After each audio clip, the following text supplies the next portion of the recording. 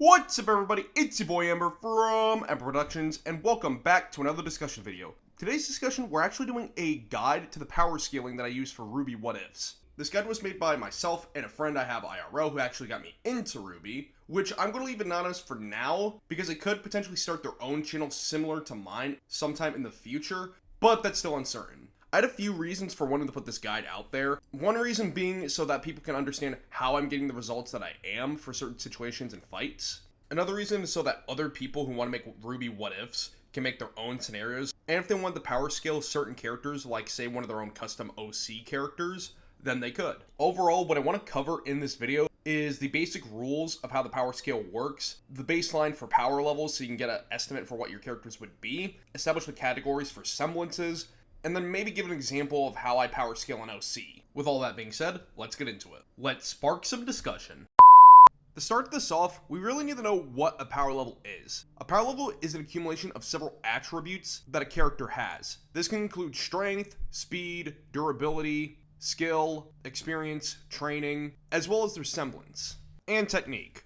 These are the basic attributes that go into a power level, and now that we got our definition of power level established, now we can go into the baseline power levels that we can compare to. When discussing the what if scenario about Cinder, I've already gone a slight bit into the basic power levels for hunters, but now you can see what the comparison is for the basic human, faunus, and the hunter classes. Note that these power levels are averages for those classes. Every classes have their own outlier, obviously with Team RWBY being the best example of being hunter students, and yet outclassing multiple characters in said classes. The average power level for a human is about 4 to 5, and the average power level for a faunus is about 6 to 7.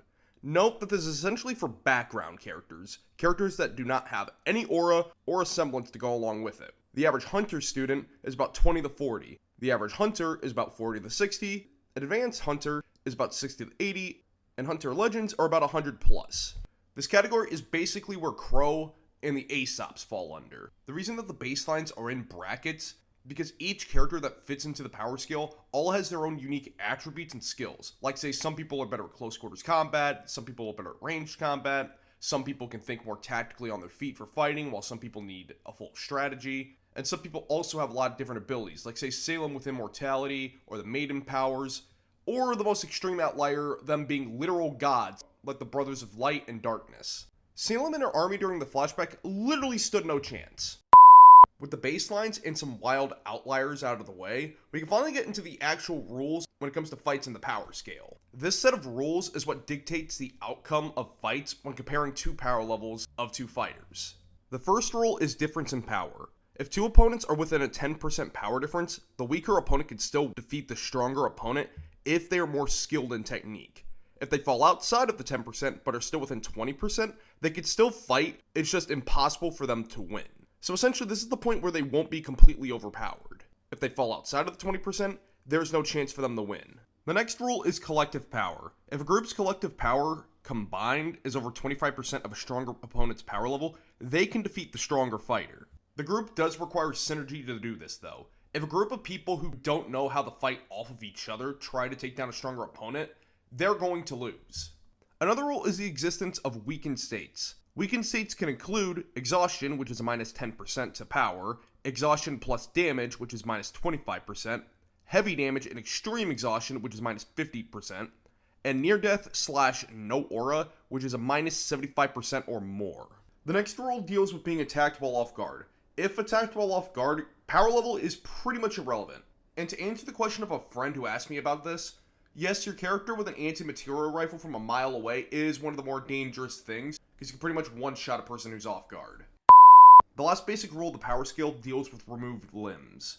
So if you lose a limb while in combat, your power drops immediately by 20%.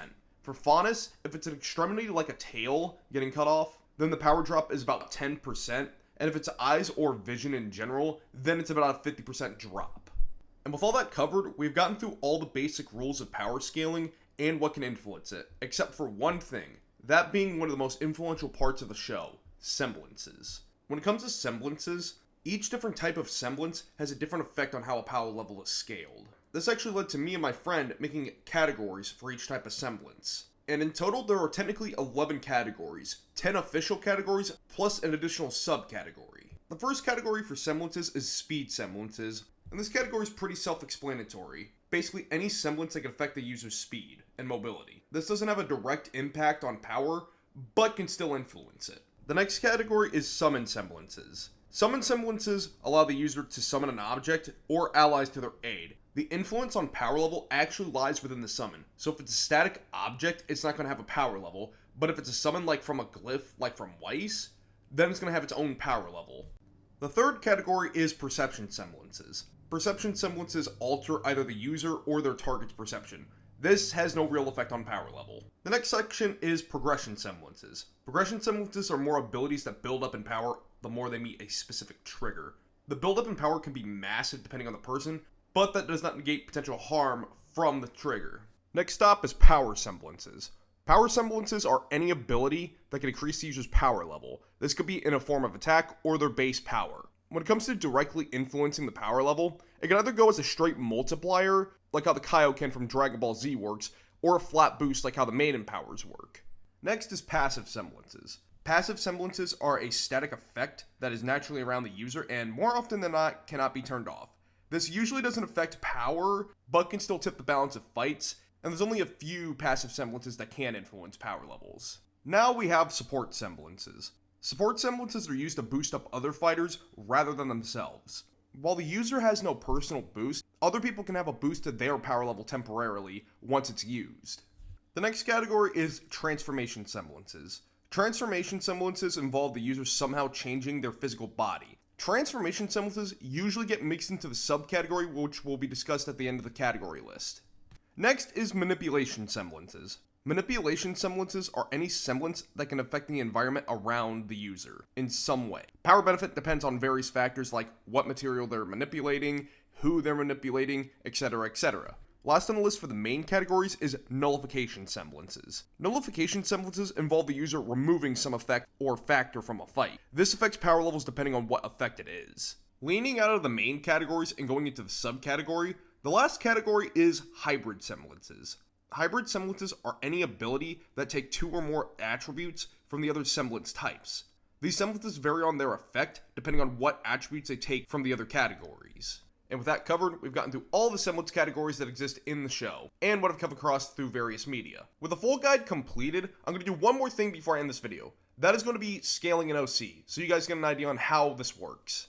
I decided I'm going to scale the OC that I'm going to use for the April Fool's scenario next year, that being Solace Rose. By his name itself, you can probably guess what scenario it is, and it's what if RWBY had a twin?